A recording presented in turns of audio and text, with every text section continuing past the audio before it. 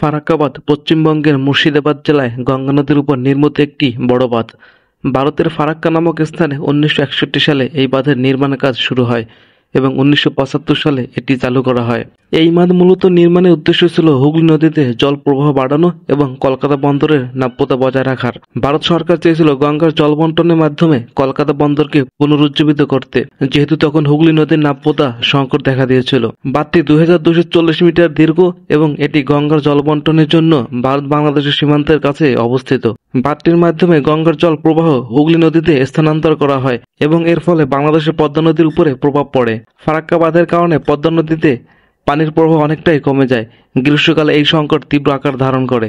বাংলাদেশের উত্তর পশ্চিমাঞ্চলে কৃষি, মৎস্য এবং জীববৈচিত্র্যের উপর এর নেতিবাচক প্রভাব পড়ে।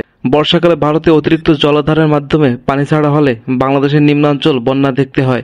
বিশেষ করে রাজশাহী, পাবনা, কুষ্টিয়া ও ফরিদপুর অঞ্চলে নিয়মিত বন্যার সৃষ্টি হয়। পদ্মা নদীতে পানির প্রবাহ কমে যাওয়ায় নদীর নাব্যতা হ্রাস এবং এতে বাংলাদেশের নৌ চলাচল ব্যাহত হয়। ফারাক্কা বাঁধের কারণে পদ্মা নদীর পাড় ভাঙ্গন এবং বাংলাদেশের নদীগুলো সেচের জন্য পানি কম পাওয়া যাওয়ায় পরিবেশগত বিপর্যয় ঘটে।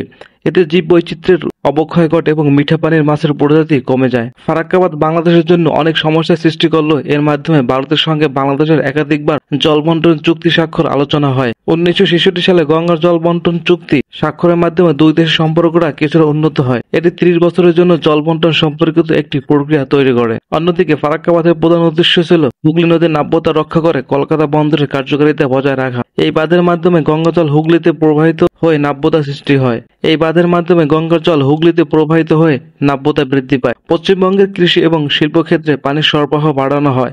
ফারাক্কা বাঁধের মাধ্যমে পশ্চিমবঙ্গের কিছু অঞ্চল সেচ ব্যবস্থা উন্নতি হয়, যা কৃষিতে উৎপাদন বাড়িয়েছে। ফারাক্কা বাঁধ ভারতের অনেক অঞ্চলে পরিবেশগত সমস্যা সৃষ্টি করছে।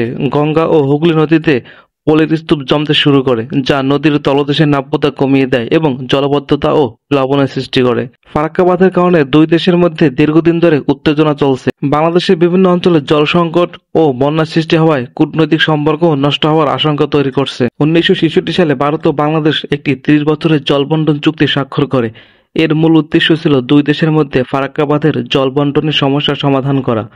চুক্তি অনুযায়ী শুষ্ক মৌসুমে ভারত ও বাংলাদেশের উভয় দেশ গঙ্গার পানি নির্দিষ্ট একটি অংশ পায়। বর্তমানে ফারাক্কা বাঁধের প্রভাব কমাতে এবং দুই দেশের মধ্যে ভালো সম্পর্ক বজায় রাখতে আরও সমন্বিত উদ্যোগ প্রয়োজন। পরিবেশ সংরক্ষণ, জল বন্টনের সমানতা এবং দুই দেশের মানুষের জীবনযাত্রার মান উন্নয়নে যৌথ উদ্যোগ গ্রহণ করা জরুরি। ভারত এবং বাংলাদেশের মধ্যে তথ্য বিনিময় ও সহযোগিতার মাধ্যমে ফারাক্কা বাঁধের সমস্যার সমাধান পথ খুঁজে বের করা প্রয়োজন। পানি ব্যবস্থাপনার সমন্বিত কৌশল ও প্রযুক্তির ব্যবহার বৃদ্ধি পেলে দুই দেশই লাভবান হতে পারে।